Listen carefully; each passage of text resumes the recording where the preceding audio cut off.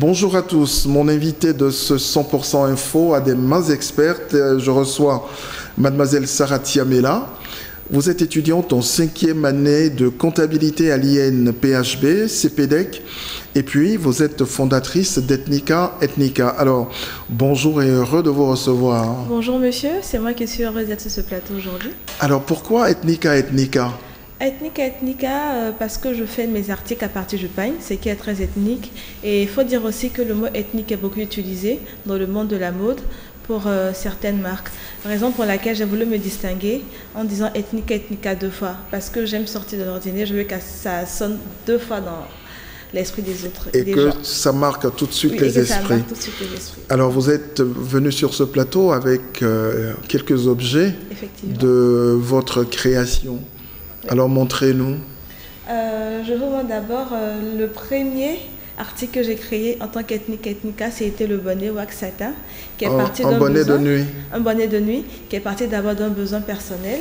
Et ensuite est venu le peignoir. Et je me suis dit, pourquoi ne pas être élégante à l'africaine les soirs? Vous voyez? Et ensuite, j'ai créé des sacs de ville, comme on a ici là, des choppers, avec les inscriptions Abidjan, Paris, New York. Comme ça, tout le monde s'y retrouve. Tout le monde s'y retrouve, que ce soit les Ivoiriens, les Africains, les Parisiens, les Américains, tout le monde se retrouve dans ma marque. Alors, comment travaillez-vous? On va dire, je conçois les produits. Je conçois. Vous dessinez tout, vous pensez tout. Je pense tout. Je sais étant donné que je suis moi-même une jeune femme, consommatrice, il faut le dire, et je sais ce qui plaît, ce qui ne plaira pas. Et c'est à partir de cela que j'essaie de concevoir mes produits et j'essaie de les faire faire. Très bien. Donc vous travaillez avec des gens... Oui. Alors, est-ce que vous créez quelque chose d'autre? Est-ce que vous créez d'autres produits? Oui, j'ai des trousses de dames avec le même esprit des inscriptions là-dessus. Comme vous pouvez le voir par exemple sur l'écran, le sac il est mentionné I am a queen and I choose to be happy. C'est-à-dire que tous mes articles ont cet esprit-là. Parce qu'il faut le dire, ma marque, ça accompagne d'un esprit d'un message de motivation, de leadership. Et comme je l'ai dit souvent, Ethnica, c'est la marque des belles et des rebelles. Les rebelles, c'est celles qui prennent les armes et vont se battre. Je ne veux pas dire aller faire la guerre, mais qui vont se battre contre la vie, contre les problèmes. Et c'est un peu ça. Et les trousses que je fais ont des inscriptions de motivation, mais des inscriptions engagées. Merci. Des inscriptions engagées, des inscriptions aussi loufoques, il faut le dire. Pas seulement rester dans la combat, il y a aussi des féministes. Voilà.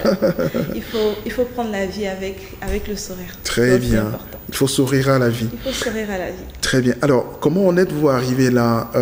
Depuis quand avez-vous commencé cette belle initiative? Et alors, la petite histoire dit que tout a commencé à partir avec un billet de 10 000 francs CFA. Oui, avec un billet de 10 000 francs.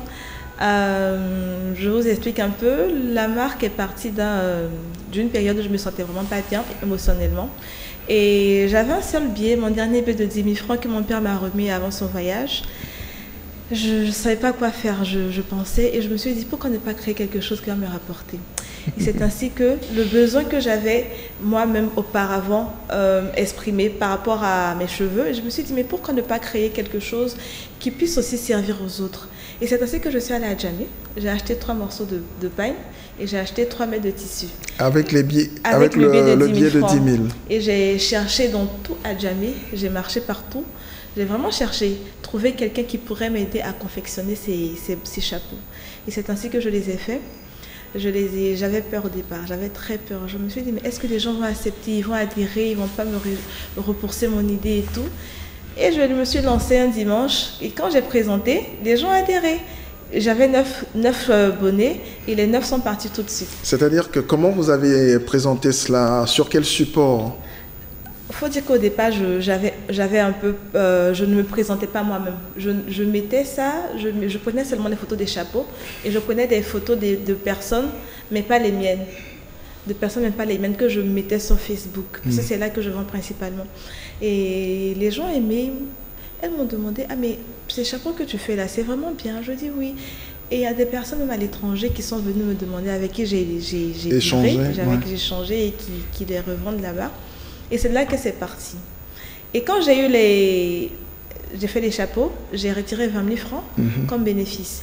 Et les 20 000 francs, j'ai mis 10 000 francs de côté pour mes besoins personnels et j'ai réinvesti 10 000 francs.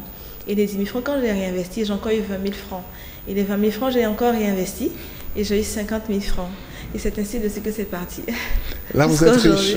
Je ne suis pas encore riche, mais je peux dire que j'ai un bon capital quand même. Ah, mais ça, c'est très bien. C'est une très belle histoire. Merci. Alors, vous êtes étudiante aujourd'hui, vous créez, bon, même si vous êtes dans l'informel, ça reste une entreprise que vous êtes en train de construire, qui sait, peut-être un empire.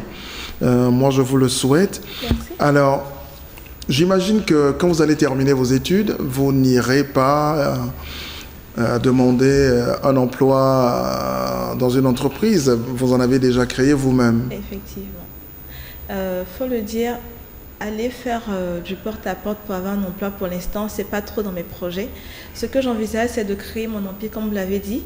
Pas seulement à partir du pagne, mais d'autres articles que je pourrais présenter, mais qui vont toujours dans la mouvance féminine, du beau, du classe, de l'élégance au fait, parce que c'est quelque chose que j'aime beaucoup. Et être à mon propre compte, c'est quelque chose qui me fera beaucoup plaisir, parce que je déteste me réveiller tôt les matins, courir derrière les transports, aller m'asseoir dans un bureau, rentrer 18h, c'est pas mon truc, honnêtement. Donc, être à votre propre compte, initier, travailler quand vous voulez, décider de votre emploi du temps. Oui, décider de mon emploi du temps. Pour ça, c'est important. Il faut le dire aussi que la formation que j'ai faite m'a beaucoup aidé. C'est une sécurité pour moi déjà, il faut le dire. Ben ouais. C'est-à-dire que vous allez mieux vous gérer. Voilà, je sais mieux gérer. Et avec tout ce que j'ai appris à l'école, dans ma formation d'expertise comptable, c'est-à-dire le management et tout ce qui va avec, ça m'a permis d'établir des stratégies pour ma marque, pour mes produits. Non, je ne fais pas du va-vite, je vais tout doucement. J'imagine que dans ce projet, vous avez un objectif aussi, c'est porter un engagement. Oui. Alors, c'est porter un engagement. Comment s'exprime cet engagement-là à travers votre création ? Et comme je le disais tantôt, la marque part d'une très grande histoire. Et je décidais que cette marque-là puisse être une marque engagée. C'est-à-dire véhiculer des messages positifs à la gente féminine à laquelle j'appartiens, avec des petits messages de motivation tels que ce que j'ai là maintenant. I am a queen and I choose to be happy. C'est-à-dire je suis une reine et je choisis d'être heureuse. Et pas seulement ça, se battre dans la vie, ne pas remettre son avenir, son destin entre les mains de quelqu'un. Se demander mais qui je suis d'abord, avant d'avoir des diplômes, avant d'avoir été à l'école, avant de me marier. Qui suis-je avant ça? Et aller puiser au fond d'elles, me faire quelque chose qui d'abord les rend heureuses. Et à travers cela, elles auront le respect qu'elles méritent. Et c'est en cela que je me dis que cette marque est une marque engagée. Est-ce que vous n'êtes pas aussi féministe? Non, je ne suis pas féministe. Ah, non, ça féministe. A tout l'air. Non, je ne suis pas féministe. Je respecte ce mouvement qui est le féminisme.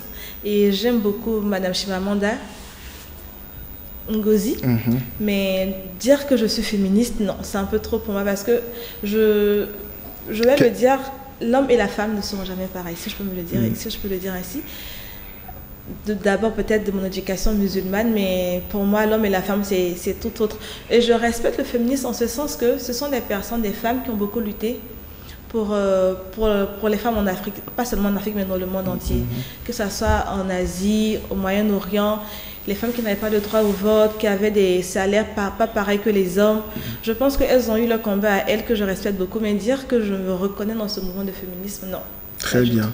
Alors, toute dernière préoccupation, derrière cette initiative, il y a aussi, on peut le dire, une petite revanche sur la vie, non? Oui. Alors? Il y a cette revanche-là. Et il faut dire que quand on a des rêves, il faut les poursuivre en fait. Il ne faut pas les mettre en parenthèse pour quelqu'un, pour quelque chose. Il faut toujours croire en ce qu'on fait. Et moi, aujourd'hui, je me suis retrouvée dans des situations où je me suis retrouvée à terre. Et je me suis dit, attends, qu'est-ce que tu vas faire? Tu ne vas pas rester là par terre comme ça, toujours te plaindre. Fais quelque chose, même si c'est... Il faut agir contre l'inaction. Voilà, il faut faire un premier pas. Et quand tu fais le premier pas, tout va de soi, tout vient naturellement. Et moi, c'est ce message-là que j'aimerais adresser à mes jeunes sœurs, pas seulement à mes jeunes sœurs, mais à tout le monde, à tous ceux qui me regardent aujourd'hui. Pour dire dans la vie, il ne faut pas seulement se mettre des limites, il ne faut pas se mettre des barrières. Les barrières, c'est dans la tête. Il faut penser grand, il faut agir aussi. Il ne faut pas seulement rester là à rêver. Il faut faire le premier pas et on verra qu'on est plus fort que ce qu'on pense. Très bien. Alors, Sarah, la leçon que je tire de votre expérience, c'est que c'est la seule façon de laisser derrière soi le désespoir, c'est d'avancer tout simplement. C'est d'avancer tout simplement. Très bien. De se dire qu'on est forte et qu'on a le pouvoir de changer les choses. De changer les choses. Et j'ai appris deux choses à travers cette expérience ethnica. C'est que la seule personne qu'on attend pour vraiment changer notre vie, c'est nous-mêmes. C'est pas un homme qui viendra donner de l'argent ou nous trouver un emploi. C'est pas une banque qui viendra nous prêter ces personnes. Et j'ai aussi appris que dans la vie, il faut se battre. Il faut vraiment se battre. Ce n'est pas seulement des mots que les gens diront dans les conférences, mais il faut y aller vraiment. Voilà. Donc, très bien. Et votre histoire transpire ce sens-là que vous donnez à votre vie. Oui. Merci infiniment et très bonne journée. Merci à vous, monsieur, et passez une très bonne journée.